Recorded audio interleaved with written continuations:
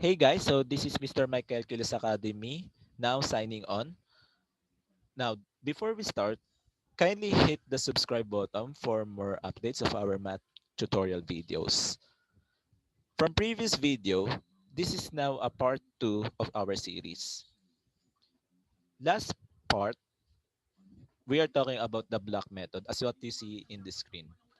Now, we will use the algebra method in this situation. Now, to begin with, there are 400 people in a party. If there are 140 more men than women, how many women are there? Now, you may use this kind of block method with the integration of algebra. Now, instead of using the word blocks, we may use the word x or the letter x to represent the unknown, which is a variable. Now, suppose there are men or the number of men and there are the number of women we are being compared,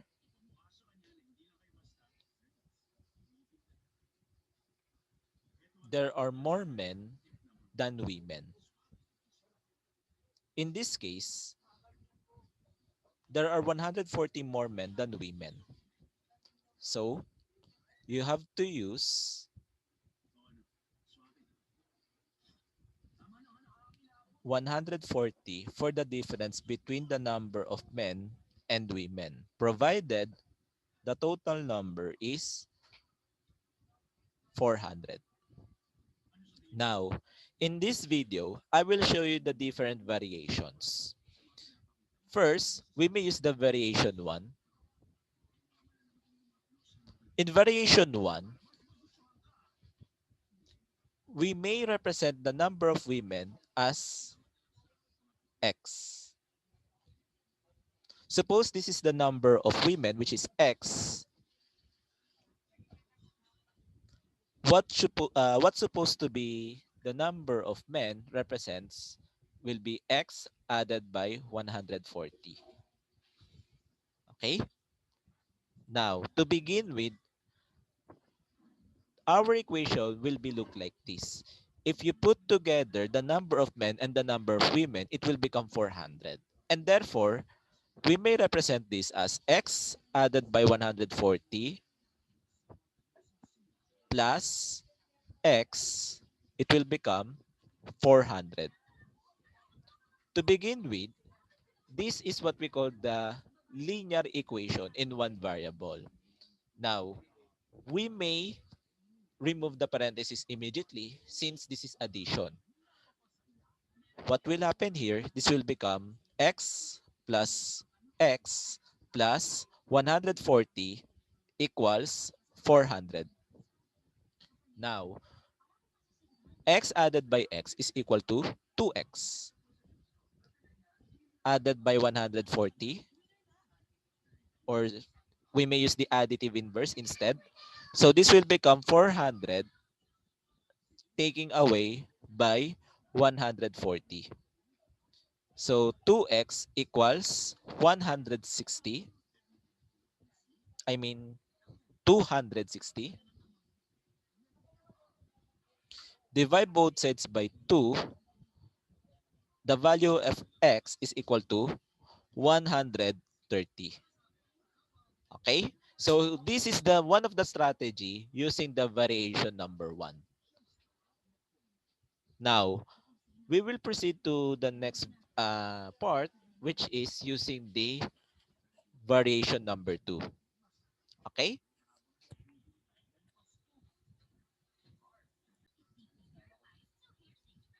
What you can see here, we are being asked for the number of women. Luckily, the number of x or the value for the number of x is 130. So we already answered the question. So it's still valid.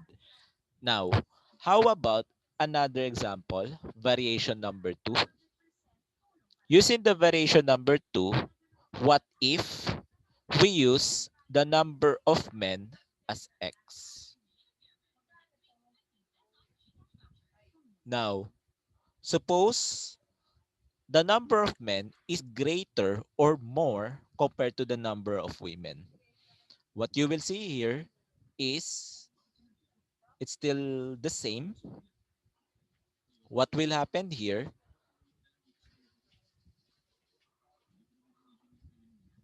the difference between them is 140, provided the total is 400 people. Suppose you want to represent X for the number of men instead for the number of women. Although what we are being asked for the number of women. Now, what will happen here, we may represent the number of women as X minus 140. If you put together this number, it will result to X. Okay? Now, using the variation number 2, what will be our equation? In order for you to do this, what will happen? We may represent this as the number of men added by the number of women equals 400, or the number of people in all in a party. Now, you may remove the parentheses since this is addition. What will happen? This will become x plus x minus 140 equals 400. You may use additive inverse to move the 140 and then combine the value of x. So x added by x is equal to 2x. Then this will become 400 plus 140. What will be the number? So this will become 2x equals 540. Divide both sides by 2, then we will solve for the value of x. So x equals 54 divided by 2, or let's say 5 divided by 2 first. It is 2. Then with the remainder 1, so this will become 14. 14 divided by 2 is 7, and 0 divided by 2 is 0. So the value of x is 270.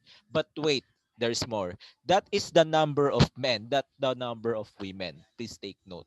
What we are being asked is the number of women. With the number of women, we know that x minus 140. Okay? We may change the value of x since we already know. Since x is equal to 270 minus 140, the difference between them is what? So 2 minus 1 is 1, 7 minus 4 is 3, then 0. Look, what you will see here, there are still the same number as our previous example. So there are 130 women. We still have the same answer, although we have different equations. So this is why variation is needed to see how valid with different strategy is your solution. Okay? It depends on your strategy. Actually, I have here four variations in this example. Okay? So we may use another variation for the next part of our video. So thank you for watching, everyone. So hope to see you next time. Bye-bye.